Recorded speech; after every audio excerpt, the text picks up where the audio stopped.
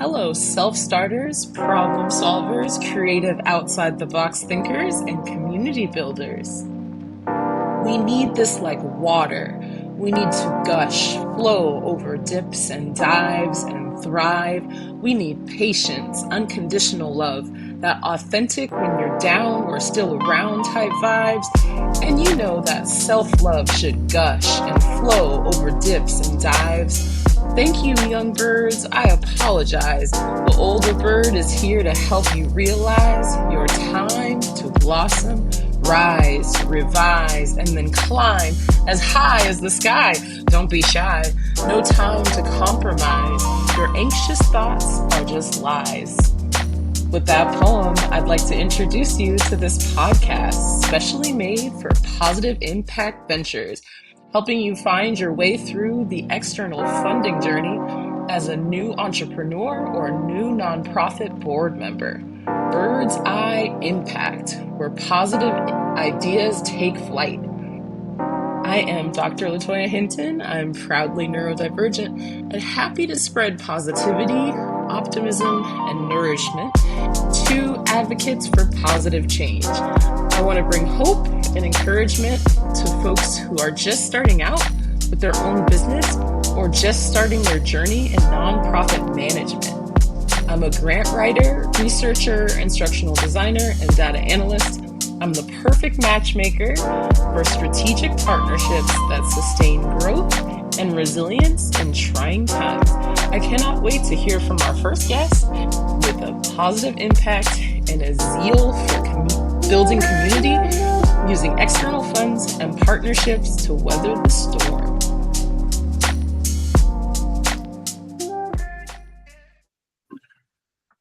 Hi, everyone. It is Dr. LaToya Hinton from Toy Bird Positive Impact Funding. This is my first ever podcast episode for Bird's Eye Impact, where positive ideas take flight. And I am here with the lovely Dr. Jalan Ali. And yes, I'm just so happy to have her on as my first guest on this podcast. And so I'm just going to have her introduce herself, and then we'll get started.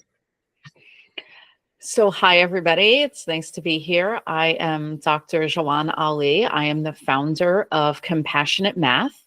I do professional development with teachers and university faculty and workshops with students and one-on-one support with private individuals to help students work through math trauma. That is the specialty that I work in. But as a math educator, I provide a lot of supports in the realm of math education in general. But are you going to tell them how we actually know each other? Yeah, that's a really great thing to talk about. So Jalan and I met in graduate school. We were at the University of Arizona together in the same department, which was teaching, learning, and sociocultural studies in the college. Vastly different programs, right? Yeah. We were in different programs under the same department, and then we hosted a student colloquy together. And that's how we got to know each other, and it was just awesome. I don't know if you remember, way back we had like Gloria Ladson-Billings come, and she was like, keynote speaker, and and Rochelle Gutierrez, who like every time I see her, I still fun. I'm like, I can't believe I got you to come to our campus.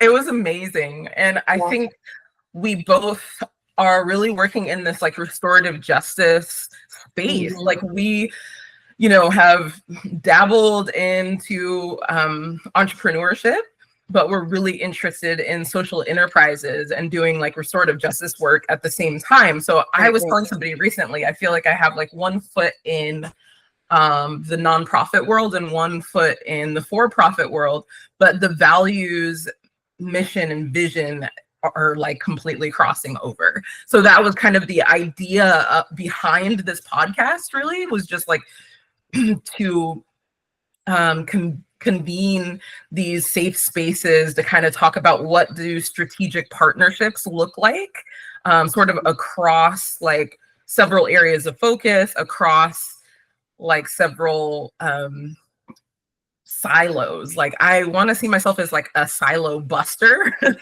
And so I feel like that was the reason behind building this podcast. And so it's so amazing to have you here, Jalan, as the first guest.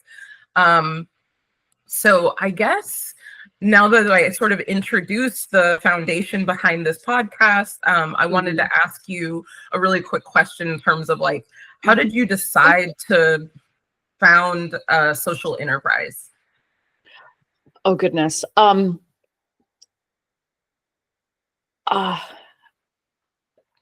Critical need. It was a critical need. So I was a math professor. I was a university professor, and I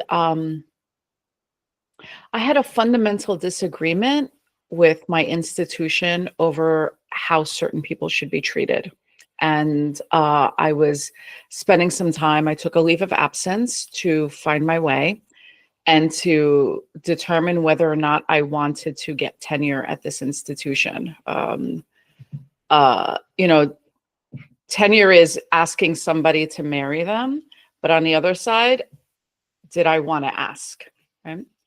And so I took time off, and a friend of mine told me, she said, you need to keep your head in the game. And a lot of teachers really need help right now, because this was fall of 2021, where the pandemic, there was the first semester where teachers and students were going back into the classroom, in person, masks, social distancing, and all that. And teachers were burnt out and hurting and needing a lot of support. And I didn't want to do it.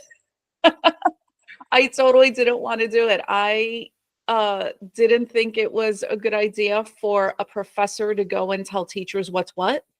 I didn't think it was appropriate.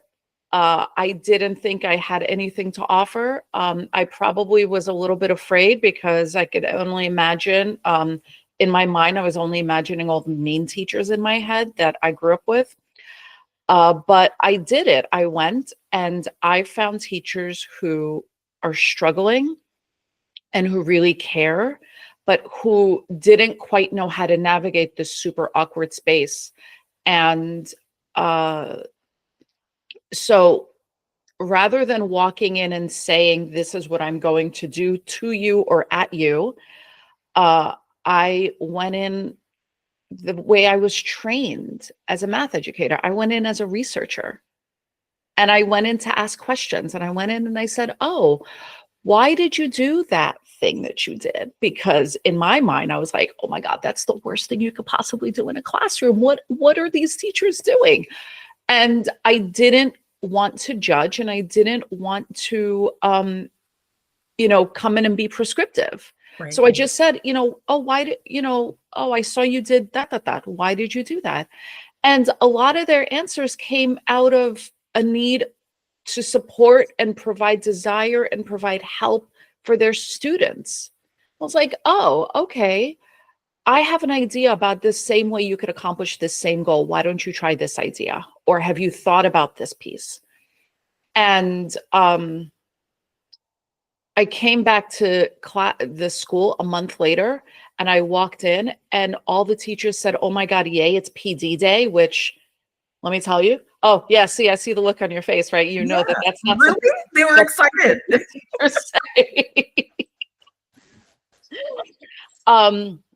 Because what happened was the teachers were being super prescriptive.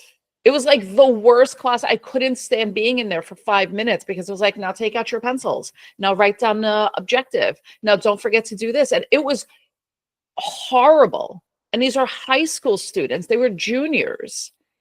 And my skin was crawling over how condescending and painful the sessions were. And when I talked to the teachers, they said, well, the problem is our students are so traumatized by the experiences they had from COVID that they can't remember to pull out their pencils. Wow. That they can't remember that every day we write down our objectives.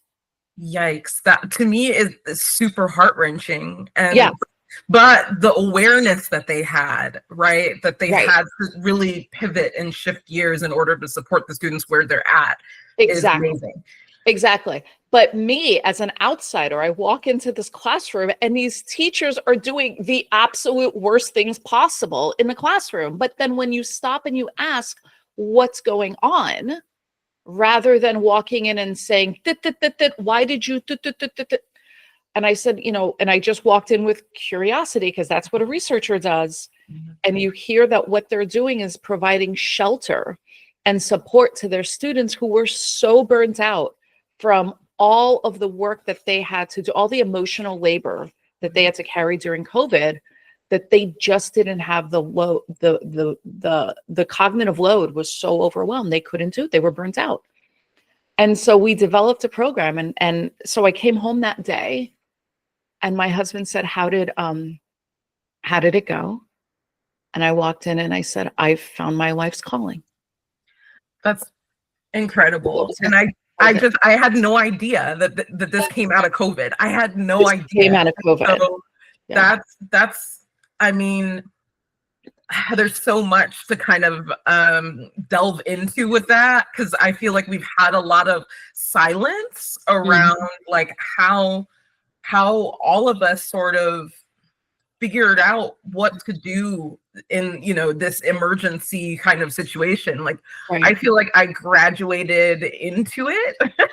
Like my dissertation like literally was published like in the months right after the stay-at-home order. So yeah. Oh my God. So you had like no space to celebrate or talk or bring, like, all of those years of work and effort just didn't.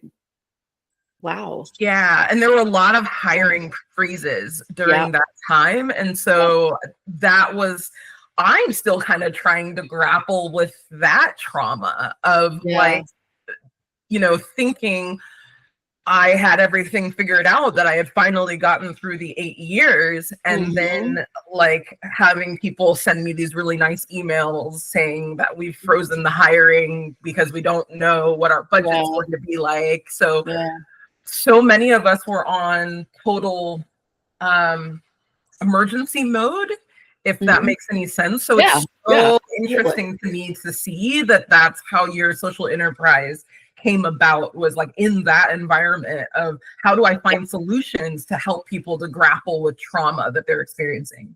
Right. And then from there turned into, I started really talking about math trauma. And we started and I talk about COVID still as a socially traumatic experience, as a trauma that we've all lived through, but we've never really reckoned with. So that's kind of the work that got me started.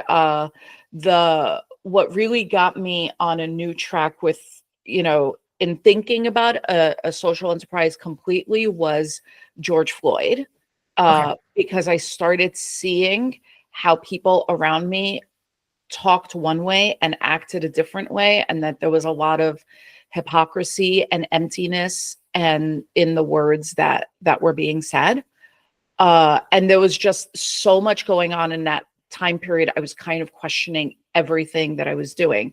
And that's where literally the words compassionate math came to me in those moments. And I mean, I felt the words compassionate math. And because that was all I knew is what am I doing in the classroom, right? I'm teaching remotely. I was awful. And it was so cold and so hard. And I felt like I was reflecting all the energy around me, and I couldn't do that. And I was like, there has to be a different way, and there has to be a compassionate way. And then I eventually decided to cut ties with my university. I've basically been working to build compassionate math ever since. Wow. So we're in 2025 now. So it's been a 5-year journey since you came up with the idea of it. 4. So it was in 2021, I think it is. Yeah. So I'm just about, I've thankfully beaten the odds for a lot of small businesses. Yeah. 4 years is it's no joke, no joke. Yeah. And it's wild with my business because it's like I keep looking, it's always updating on LinkedIn, and I'm like, oh my gosh, 7 months, 8 months, Yeah. but the whole time I've been building relationships with people. Mm-hmm. And so eventually building those strategic partnerships pays off, right? Yep. Like if you could just focus on that, if I could tell any small business owner that if you just focus on the long-term relationships, you really don't have to worry about anything else, because people will come through for you once they get to know like your vision, your mission, and all of your life experiences are really important too. Totally. And so it's really cool that we're able to kind of talk from this authentic space of like, I was traumatized. I saw other people around me traumatized in my community, and I then went and created a solution from there. And it's such a powerful place to come from, I would say, in terms of like that, thought leadership, right? Like to come up with solutions that like will help people to heal. And so that kind of brings me to my next question about like, if you could just explain kind of what is math trauma, and what made you think you could help people to heal from it? So math trauma I define as previous experiences with math or trying to learn math that prevents you from wanting to engage in mathematics or mathematical thinking now in the present. So essentially it is an experience that makes you pull away from the fact that you are mathematically capable. I firmly believe that human beings are mathematical beings, that the human animal uses mathematics, and mathematics is a primary tool, a primary intellectual tool that we have at our disposal, that we are all fully capable of doing the work. What stops people from doing math are some previous experiences they may have had. They may have had a parent yell at them when they were trying to like figure out fractions, or like mom help me, dad help me with my algebra. And they were yelled at, why can't you get this already? Could be time tests, like multiplication tests when you're a kid. So in math, there is a myth that fast equals smart. But fast doesn't equal smart, fast equals proficiency, right? So you give time tests to know how proficient you are, but not everybody can work under like the gun of a timer. Or maybe I just need more time because I haven't learned my times tables yet, but you're sitting in these tests. And so you start building up all of these anxieties. Maybe you were sitting in class and you answered something wrong, and a teacher said something that made you, or student said something that made you feel really embarrassed, or they said, well, you're not really a math person. And so we internalize these experiences. And sure, this happens in a lot of spaces. This happens in reading class or writing class or history class, etc. But mathematics is so critical to our survival right now in this modern era that those effects compound so strongly that they end up having devastating effects as you grow older. Yeah, and a lot of people talk about CPTSD, right? Like complex trauma. So this is building up over a certain number of years.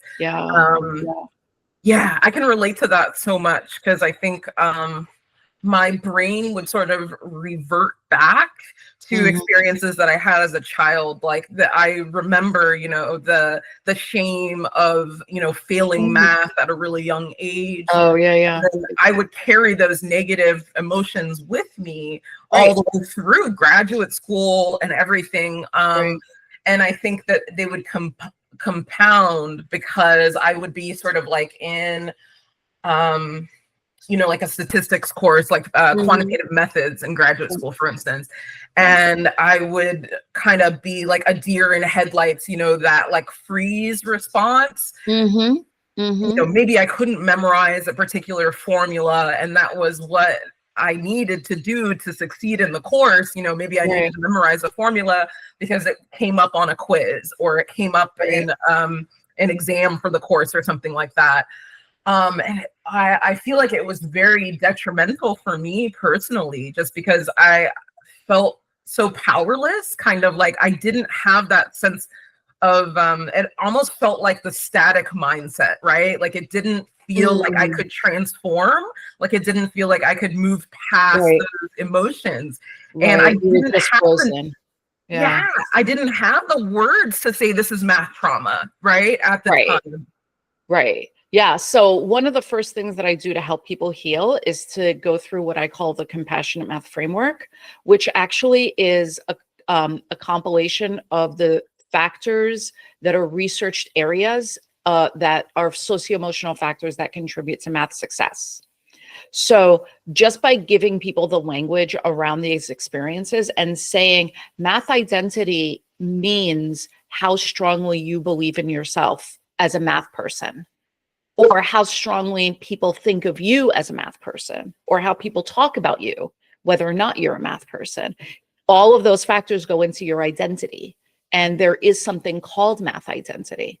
And when you start defining a whole bunch of these areas, people start seeing themselves in these spaces, and they can start gaining some perspective over their experiences, right? Because you're right. These effects happen over time and over your experiences, because, and I think that, and this is me kind of jumping a little bit outside of the realm of research right now, which is what the fun thing is about walking away a little bit, right? You get a little bit of privilege. Is when you're triggered by something in your past, it's probably because there's something that's reminding you in the present. And math is cumulative. So if you had a bad experience with fractions as a kid, then every time fractions come up, you're going to have those issues come up. Right. If you failed an algebra class or college algebra class, then anytime anything from those areas come up, it's going to bring you back and remind you in that space. So there is this, because math is cumulative, and because people who traditionally have math trauma, or a lot of people failed a math class and have to repeat the same math class over and over, then you're like living in Groundhog Day. Right? Where you can even predict what your teacher is going to say because you've taken this class like 2 or 3 times. You still know you're not gonna necessarily look at it in a whole new perspective if you're seeing the same lessons over and over and over again, and you're getting the same messages over and over again, and you're just reliving that world. Right? Yeah. Does that make sense? So you have to totally rethink your perspective with math and place yourself again in a new place.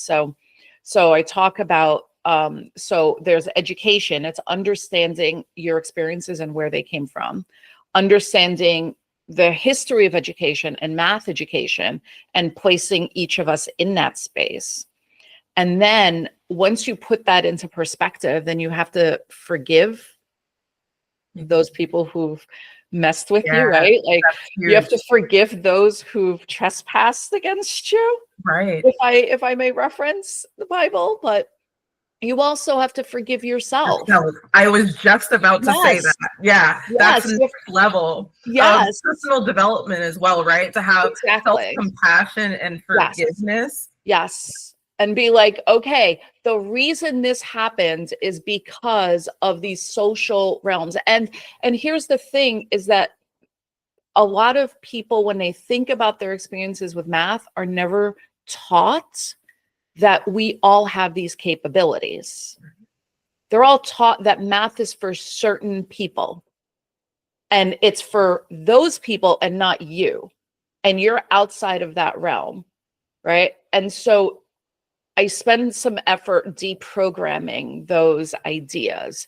Oftentimes, those people, like that border is defined by race and class and gender and sexual orientation and finances and what zip code you grew up in, et cetera, et cetera, et cetera. So it has nothing to do with your brain. It has nothing to do with your abilities to reason and to think and to be creative and to look for patterns and to problem solve and to ask good questions and to break things down, right? None of, like, race and gender has nothing to do with that, but it's a myth that's just perpetuated, right? And so we have to forgive all of those pieces, and then we can motivate ourselves. Once we start motivating ourselves, we start thinking about, why do I need to learn math? Right. Why is math important? And usually that's a very personal question, because we all need, because math is so ubiquitous and it's so beautiful, and it's like an octopus with so many tentacles that it's what's important for you. And then we could talk about empowerment. And so that's the framework that I think about, is education, understanding your space, forgiving, motivating, and empowering. It's beautiful. It's absolutely I'm just like flabbergasted over here, but I also I'm in awe, but I also am in this space in my mind where you are so succinct about the way that you have kind of organically brought all of your different sort of expertise together into this framework, right? That is also your purpose. You talked about it as your life calling.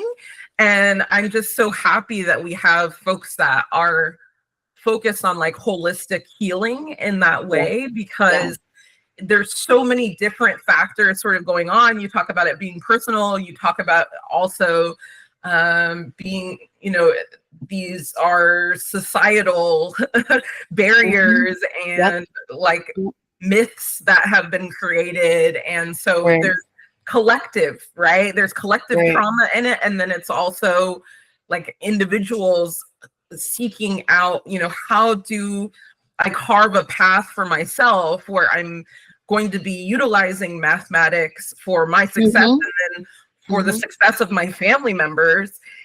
And so, so it becomes, it's this collective, but it's also super personal at the same time. And I feel like you've done such a good job of really framing that and helping us to kind of understand what it is that you're trying to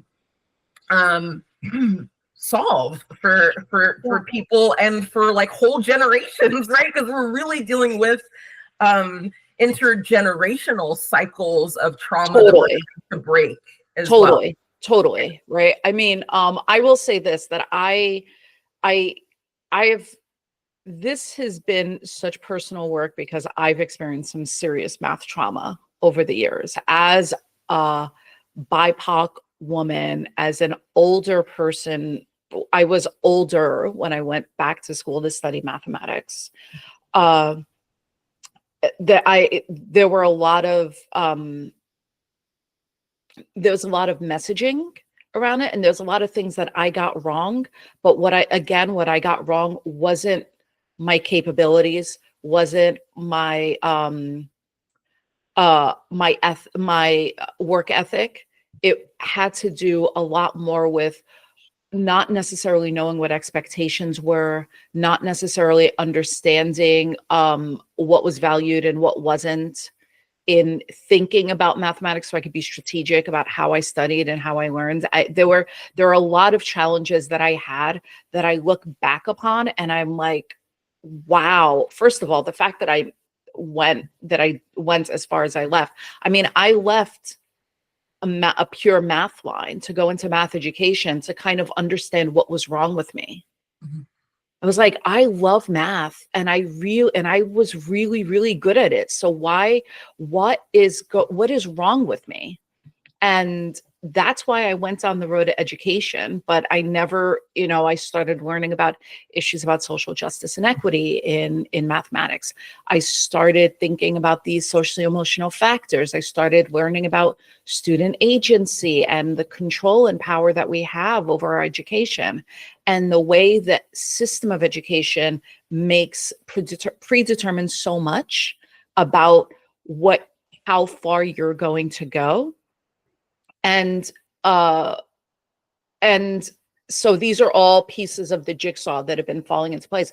But then when I'm a professor and I'm in front of the classroom and I'm like the knowledgeable one, the crazy thing is that I was hearing these stories from my students, but it wasn't exactly the same story. So it took until very recently when I started putting into perspective that I was experiencing math trauma. They had math trauma.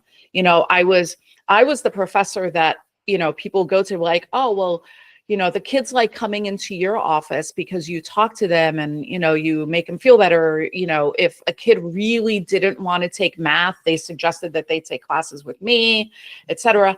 And so, but I wasn't quite sure I knew what I wasn't very clear about all of these pieces because it was both sides of me. And until I realized and I came to terms with my own math trauma when I started doing this work with compassionate math, I never realized how big this really was. And I started really thinking about the messages in math and how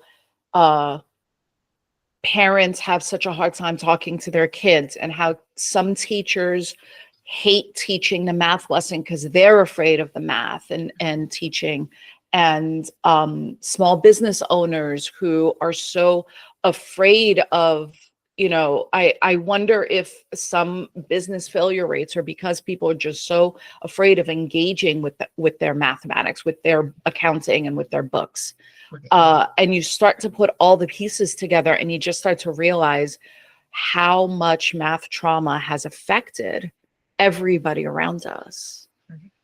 Yeah, it's huge. And I think I'd love for you to talk a little more about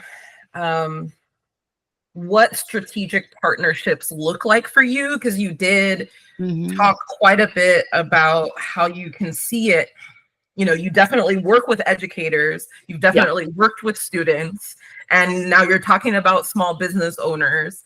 I know myself, I work with nonprofits as well as small business owners. Yeah. And so I'd love for you to talk a little bit about that. Like, how do you find strategic partnerships for the work that you're doing with compassionate math? And maybe what you imagine could happen in, the future with your strategic partnerships.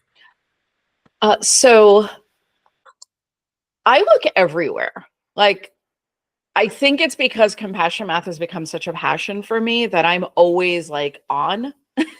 Yeah. I'm always talking to somebody about the work that I'm doing. So I am happy to talk about and think about and leverage my work all the time. And I say that because you have no idea who you're talking to and who's in front of you and what connections can happen, right? I mean, you and I connected on LinkedIn after how many years, right? Where we were just kind of mildly friendly and being like, oh yeah, I remember you from graduate school, right? Let's connect. But we started connecting more and more and talking about the work that you're doing and the work that I'm doing and how much it aligns. And that's it. You find strategic partnerships wherever you go and whatever you're doing.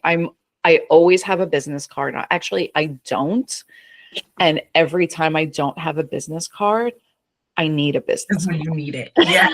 Yeah. Oh my gosh. So I went to this really awesome networking event just around restorative justice last week. And I'm going to shout out, like, my friend Latoya Fernandez was the host of the event, and it was a healing circle, right? Oh, nice. And everyone introduced themselves like in a very, formal networking way. But we had these really deep conversations about what do we do? How do we create these trauma-informed approaches in our respective fields, right? And we had folks in criminal justice, we had folks in education, and like a few people in sort of like the mental health, like social work kinds of spaces, right? But it was the health stuff was like, how do I say it? Like, beginning and evolving and kind of, slowly opening. But in education and in criminal justice, like, restorative justice is huge, right? It's very well developed and people are able to talk about it. So I felt like it was this space where we could kind of open up larger, far-reaching conversations. And so it was a very comfortable space for building strategic partnerships with people in very different fields. And so I think a lot about, I think very, very, how do I say, I think very deeply, I guess I would say, about how interdisciplinary some of these strategic partnerships can be. And maybe it's because that's how we were trained when we were at the University of Arizona. They didn't say, like, you have to stay in your lane, you have to stay within your field, right? No, that's true. That's true. Yeah. Yeah, you're right, because they totally encouraged us to interact with one another, right? Because I was a math educator and you were in literacy, and yet they really made a point to get the two of us together to work on the colloquy, where we ended up meeting and working together, which is true. And so you start seeing, because it's, I mean, this is why diversity is so critical, because you bring in different perspective and different experiences. And when you put them all together, then you can come up with new, interesting and creative and exciting ventures. Right. So I don't try to be limited to who I will talk to. And here's the thing. I think of my work as being really universal. It's mathematics, right? We need mathematics in all of our spaces, and we need to be comfortable with mathematics. So it's been very interesting in growing my business. A lot of people say, and they're like, oh, well, what's your niche? Right? You need to niche down. You need to niche down. I'm like, I don't know how to niche down, because I talk about mathematics and I talk about math trauma. And anytime I talk to somebody, their response is, oh, I totally have math trauma. Everybody has math They all can relate to it. Yeah. So there's no reason to narrow down your audience, because it seems like everybody can relate to it on some level. I think that's what's so powerful about it, actually, is that you found something that is affecting so many people's lives that it's hard for them to distance themselves almost from the effectiveness of your work. So that's pretty incredible. Yeah, for sure. I mean, I certainly am, when I focus on my business world, right? Developing my business. Yes, I'm very niche down into working with higher ed, working with some K-12 areas in this space, right? But I try to make my website as open and universal. Several audiences. Right? I mean, I do one-on-one work with parents. I do one-on-one work with business owners, right? Or executives, right? And I have, actually. And I do that work because it's open for everybody, and it's never too late, right? I had a woman once reach out to me, and she is in her mid-40s. I'm in my mid-40s. We were chatting, and she said, as weird as it is, I feel like my midlife crisis is that I need to learn math, that I need to close this loop that I've never been able to close in my life. And we talked for 4 or 5 weeks. That was it. It was like 4 or 5 meetings. And the interesting thing is that I think that in the end, she was making comments like, I don't even know why we're working together anymore, because I feel okay. Like, I realize that I'm okay with math. Right? She goes, I feel like this is kind of a waste of time. And I said, I feel like I'm getting fired. And I was so excited that after working together for 3 or 4 weeks, she realized that it was all in her and it was already there. Right. And the healing already took place. I'm sorry? the healing already took place as we worked together, yeah right? Because we yeah talked about her. I kind of didn't officially walk her through the framework, right, with slides, but we had conversations, and I would talk about things that she was using math at work, and it made her really nervous. And so I gave her, I asked her some questions about how she was using it and approaching it, and she's using math with her kids, and I gave her some tips and she just felt comfortable enough that I think like the shackles just kind of went away, and she was like, I don't even know why we're doing this. I was like, well, then we don't have to meet anymore. Great. yeah. And that was that. It's very parallel to like Mhm. coaching sessions or like a therapy session or something like that, where folks have like an aha moment and they're like, no, I have the tools now. I have the resources that I need to shift gears and pivot my thought processes. That's what it kind of sounds like to me, which exactly. It makes sense. I guess it's a good way to put it. That I feel I'm a little creeped out by the coaching world, especially the online coaching world, and I definitely don't want to put myself out as a therapist. So those are words I don't like. But it totally makes sense, right? Because that is what you try to do when you're trying to heal and grow personally. Yeah. But I love this work, and I love doing the work with anybody who has these challenges. Yeah, I can just see your passion, the way that you talk very candidly about the success of everything that you've done so far and how it's so multifaceted. What sort of external funding sources have you gained? And like, how have you like initially funded a lot of the work that you're continuing to do? Because I know you told me that like you're on your 4th year. So I'm like, how has she sustained this 4 years of business? And like, you can tell me how much you want to tell me or how little you want to tell me. So 0 external funding, no funding. My friend got me a job in a school, my first job, and that they renewed, and then I think I worked with that school for about 2 years, and I put up a website and I started doing things, but it was slow. It was very slow. And I will say this, I am actually deliberately growing very, very slowly.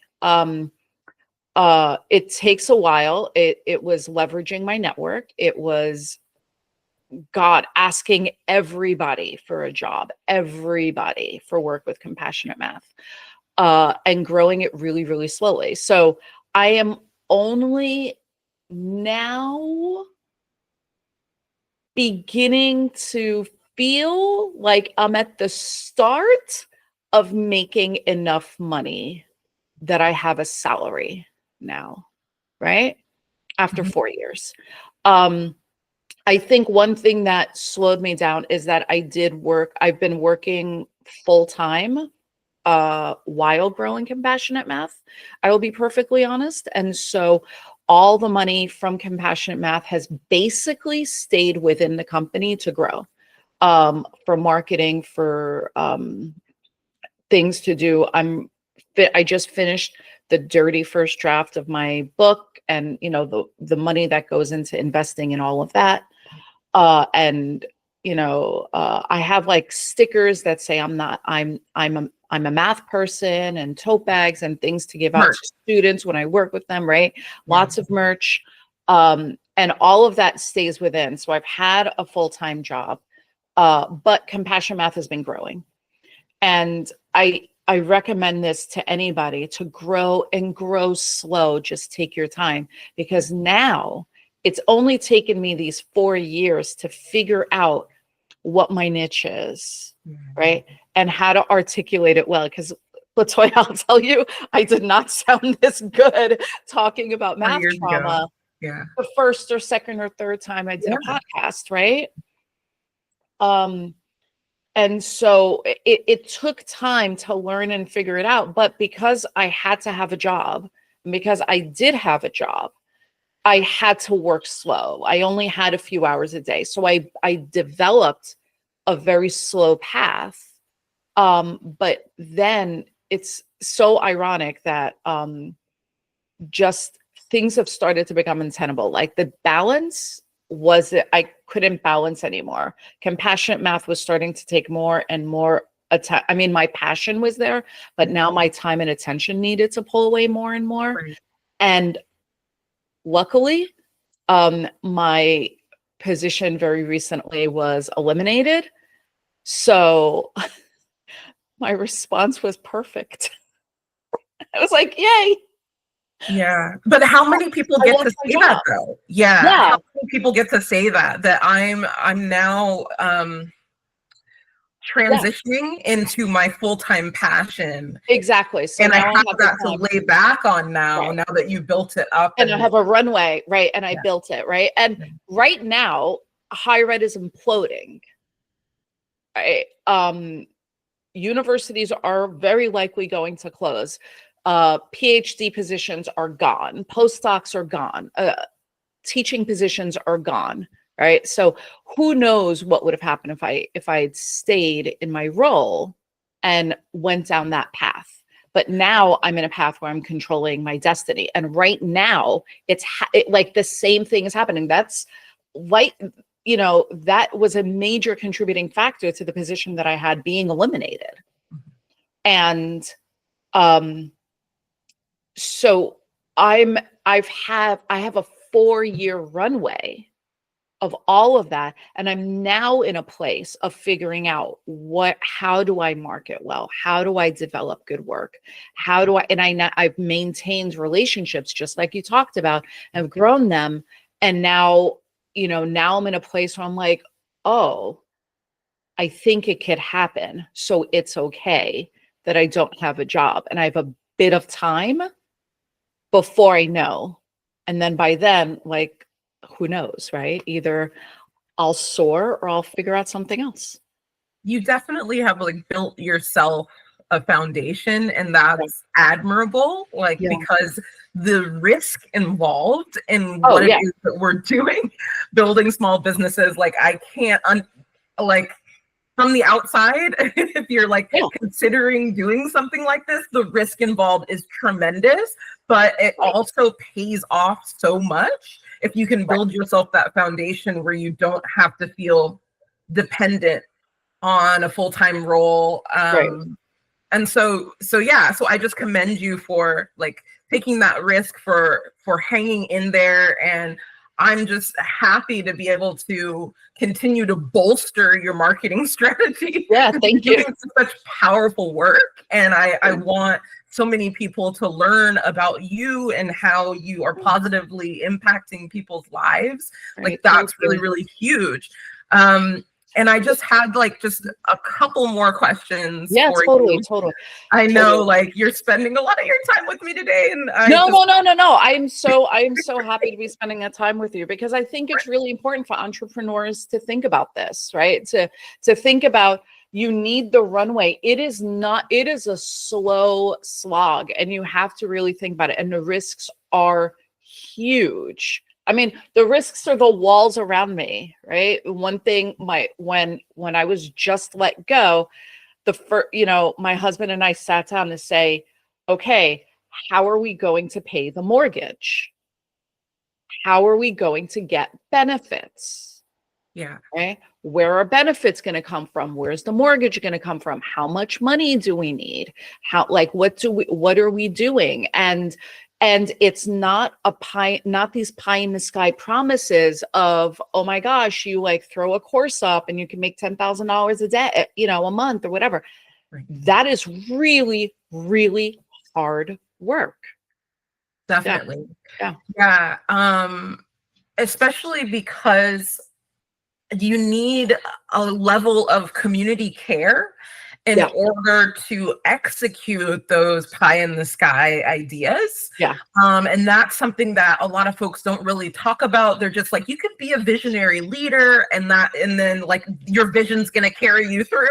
But the reality is it's about people actually hearing your vision, resonating with it, and then knowing how to then collaborate with you. All of those little steps are really, really important in terms of how you're going to be successful. So what would you say to women who are considering becoming small business owners but have challenges with math trauma? Wow. I don't want to say work with me. Right? Isn't that the easy answer? You could just work with me. That you can do this, that you need to really think about the experiences that you had in life and think about your experiences you had with math and put those experiences into perspective with, you know, issues, again, of race, gender, equity, socioeconomic status, etc., and understand that you can do this. It is go slow. It's hard. I'm not saying math is easy. Math is hard. But most of the math that you do for a small business isn't the arithmetic, the mathematics of it isn't very hard. It is about you being comfortable and learning to ask good questions and learning to figure out how to answer them. That's really the secret to it. Put on your problem solving cap. Exactly. However that looks for you. I think that's a really, really great advice because a lot of us have unconventional ways of solving problems, right? Yeah. Like ways that maybe were not taught to us in school, but we've had to lean into that because it's just lifing, right? It's just surviving. It's just being able to take care of ourselves and our family. And so just, like encourage that critical thinking. Dive in and just, and do the work, right? It's, you know, the more you avoid it and then the bigger the elephant becomes, right? The elephant in the room just gets bigger and bigger and then there's no room for you and you can't suffocate and you're not going to move forward. You can't, you know, when you start off by yourself, you may not be able to afford the accountant. Yeah.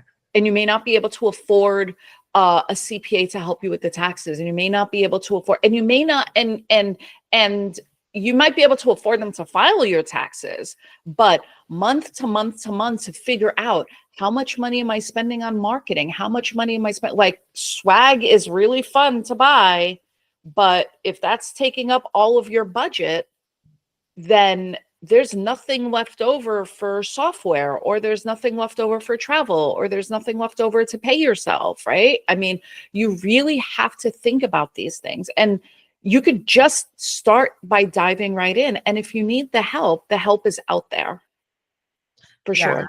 I think a big piece of the puzzle is external funding. And I think that having the ability to persuade private foundations and even like state level funding at this point in time, because a lot of us, let's face it, can't do the federal funding. It doesn't exist for us anymore. And so like persuasive writing, a lot of us that like were in academia learned how to do that kind of stuff. And like I'll speak for myself in the sense that I've done a deep dive into like data analytics, and that's one of the things that has helped me with writing grant proposals. And so persuasive writing is a mathematical argument. Oh my goodness, yes, that's a great way to look at it. That's a great way to look at it. And so I think that I think there's ways too of like taking some courses, like going on to Coursera, going on to like LinkedIn Learning, and like brushing up on some of these more like analytical skills, and persuasive writing and things like that may be able to help.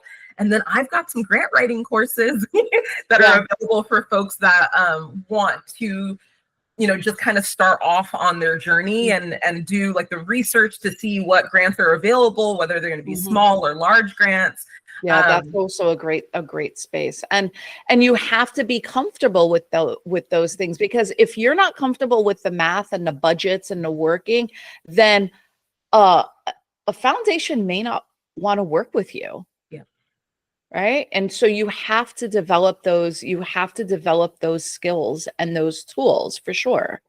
I know, so I'm finishing my book, and from there, I'm going to be developing a course to help through math trauma and to get through some basic math as well.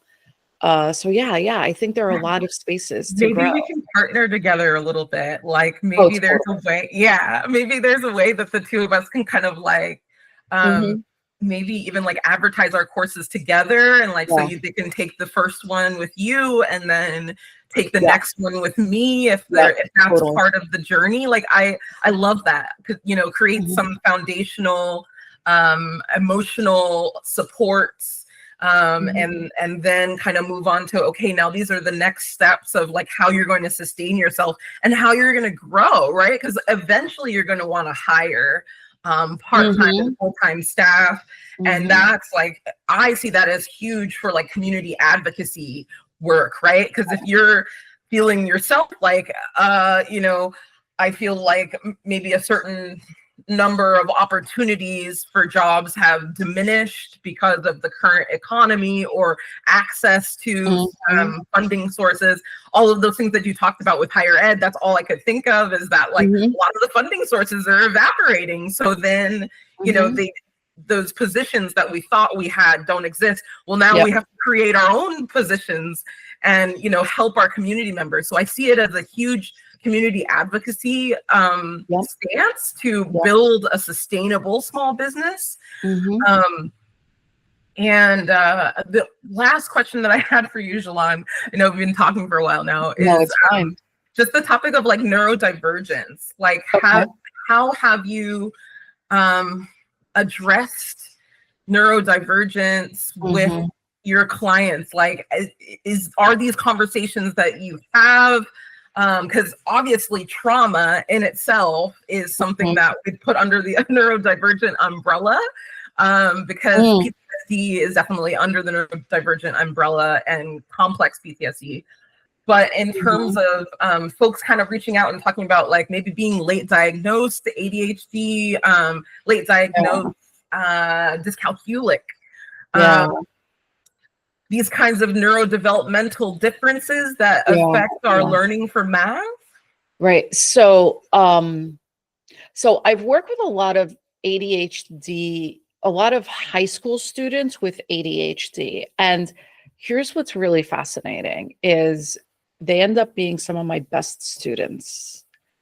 Why? Because I spend time motivating the work and making connections in the work. So, and I will tell you, I am not trained as a math educator focusing with a specialty in ADHD or working with dyscalculia. So with somebody with ADHD, I found, and I will be honest in saying that I've wondered a million times whether or not I have ADHD, and it turns out that I don't check off enough boxes on this to hit the spectrum, but I check off a number of boxes. So if ADHD were to ever become on a spectrum, I would probably on a spectrum somewhere, not far, not checking off enough boxes that I could be clinically diagnosed. And I found that the things that hold me is interest, and it works really, really well. So oftentimes math is taught, especially in early years, without motivation. And then in the later years, the motivation is so cold. As like a math graduate student or a math major, it's not like an intuitive, natural motivation. So working from motivation, why are we doing this? How are these numbers connected? Like math is a tapestry with all of these pieces, like a gorgeous mosaic, and they all fit together. They're not these weird one-offs, right? So when you work with a student with ADHD and you teach them how deep the tapestry is, it's been a very successful method. I've worked with some students with dyscalculia, and that's more of a challenge for me because, again, not trained in that area. As we talk about networks, we talk about strategic forces, I've actually just connected with somebody who has developed some tools to help students in that area. So I'm really excited about where this partnership might go. But at the very least, I could learn from her for now. The few students that I've had that have had dyscalculia are students who've had there's so many different ways to think about mathematics. You could think about it with like the symbolic structural way, right? X plus 2 equals, right? And writing everything out.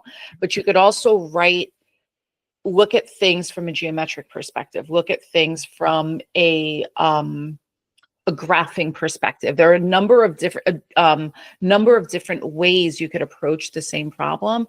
And the successes that I've had is to figure out what the best tool or way is to help a student see the concepts that they're trying to understand. It's an area, like whenever somebody says that they have dyscalculia, I really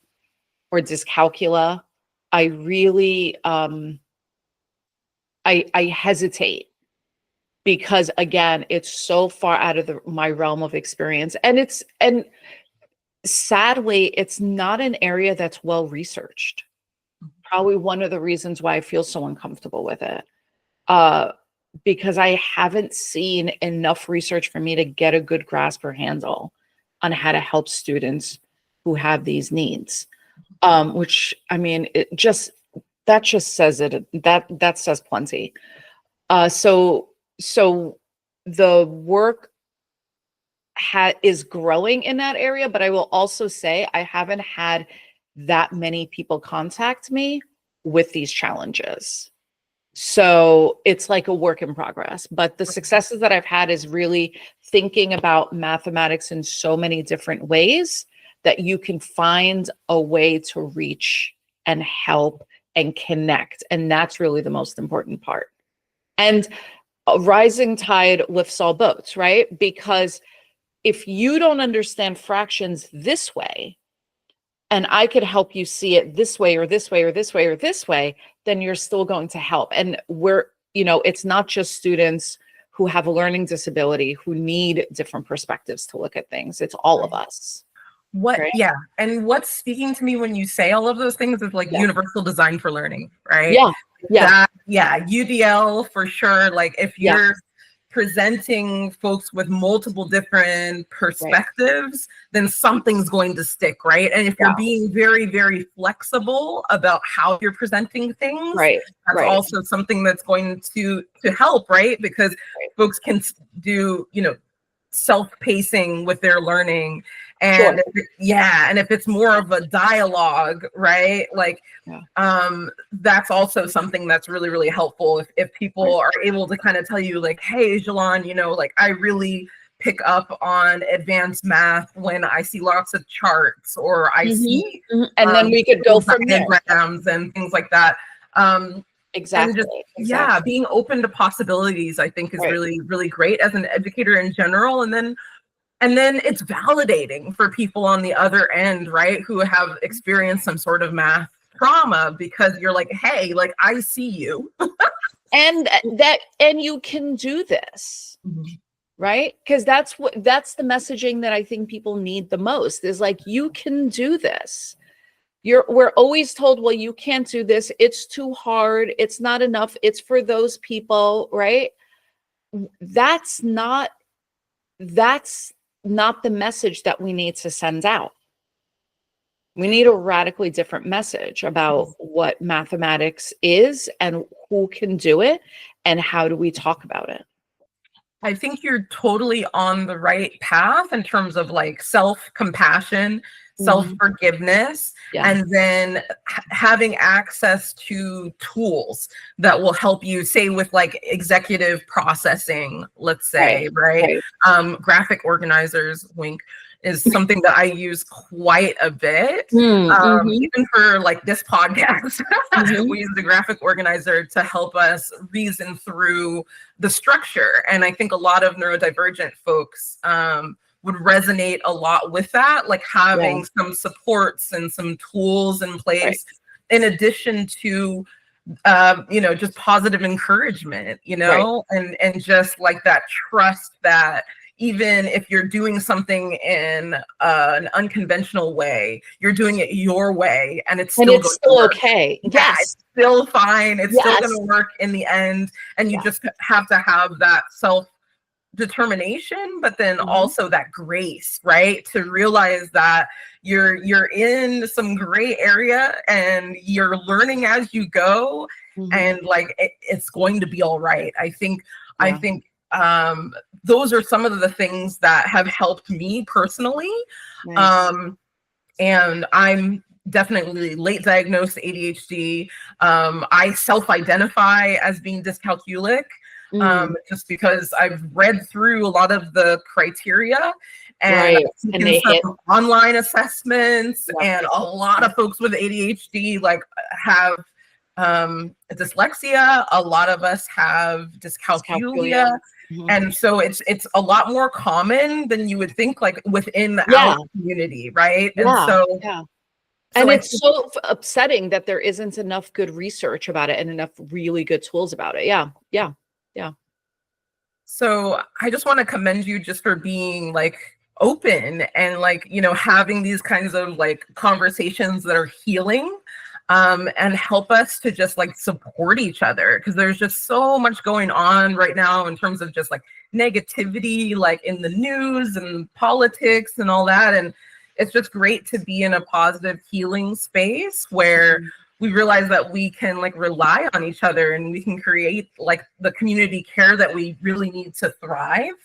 And a lot of us, like, that's our bread and butter, right? Like we have to have those strategic partnerships to like get off the ground and then soar. So I just want to tell you thank you so much from the bottom of my heart for you being here and chatting with me today. Thank you. I am so honored that I am the first guest on your podcast. I wish you so much, and I wish for you the development of a amazing and wonderful and rich community, because that is, in the times that we're in, actually in all of our times, it doesn't matter, throughout all time, it's community that helps us thrive, and it's being able to rely on each other that helps us grow. And I'm so happy that I found you, and again, and that we're back in each other's community, Latoya, because that's how we're going to grow, and that's how we're going to survive. And especially, I mean, more so now than ever. So definitely. Thank you so much for having me. Yeah, I'm overjoyed. So if you want to reach out to Jalan, or if you want to reach out to me, all of our contact information will be like in the bio / show notes of this particular episode. And so I hope that if this messaging resonates with anyone who's watching this, like, don't be shy, don't be afraid to reach out and give us a comment and reach out to us, because we're here to help, and we 100% believe in you and your capabilities. And so I just wanted to end the episode in that way, and I hope that you will follow us on all of our platforms, and trying to send out positive vibes and love to everybody watching this. Wonderful. This has been a true honor for me. Thank you. Thanks so much, Shalon. All right. Bye. Bye.